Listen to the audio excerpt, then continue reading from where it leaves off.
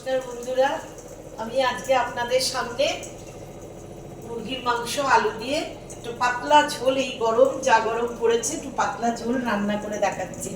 এর আগে দেখতে থাকুন। আমি গ্যাসটা জ্বালিয়ে দিলাম, কড়াটা আমি বসিয়ে দিলাম, তেলটা কড়াইয়ে দিয়ে দিচ্ছি।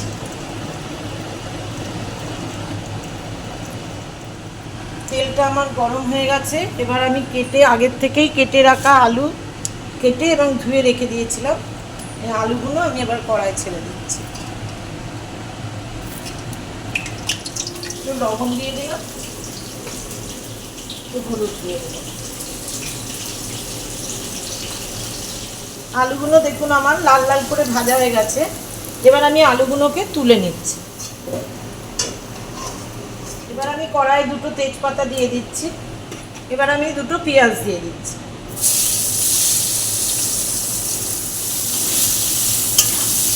পেঁয়াজের মধ্যে আমি একটু লবণ দিয়ে দিচ্ছি, পেঁয়াজটা যাতে একটু নরম হয়। কড়াইয়ের মধ্যে আমি আরেকটু তেল দিয়ে দিচ্ছি।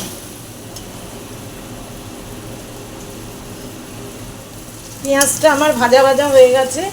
এবার আমি এর মধ্যে মশলাগুলো দিয়ে দিচ্ছি। এখানে আছে আদা, রসুন, টমেটো বাটা।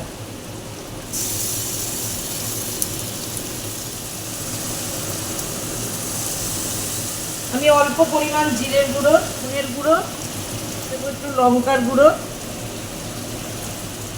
এবার একটু হলুদ গুঁড়ো, আবার আমি একটু অল্প করে লঙ্কা দিলে রান্নার ব্যালেন্সটা ঠিক থাকে এবং কালারটাও ভালো আসে। এবার আমি মশলাটা ভালো করে কষাতে থাকলাম। ছেড়ে দিয়েছে, আদা রসুনের গন্ধটাও চলে গেছে। এইবার আমি কেটে ধুয়ে রাখা চিকেনগুলো দিয়ে দিচ্ছি। এখানে আমার 1 কেজি চিকেন আছে। এবার চিকেনটা আমি ভালো করে কষিয়ে নেব।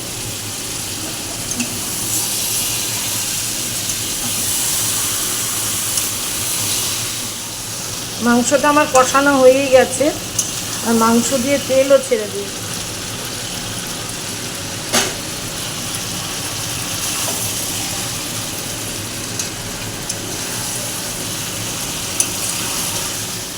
মাংসটা আমার আলু দিয়ে কষানো হয়ে গেছে। এবার আমি জল দিয়ে দেব।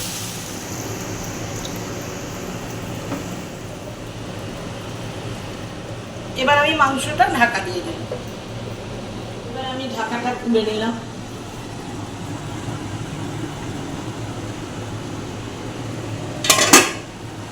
এর মধ্যে আমি একটু গরম মশলা দিয়ে দিলাম। আমার মাংসটা হয়েই গেছে।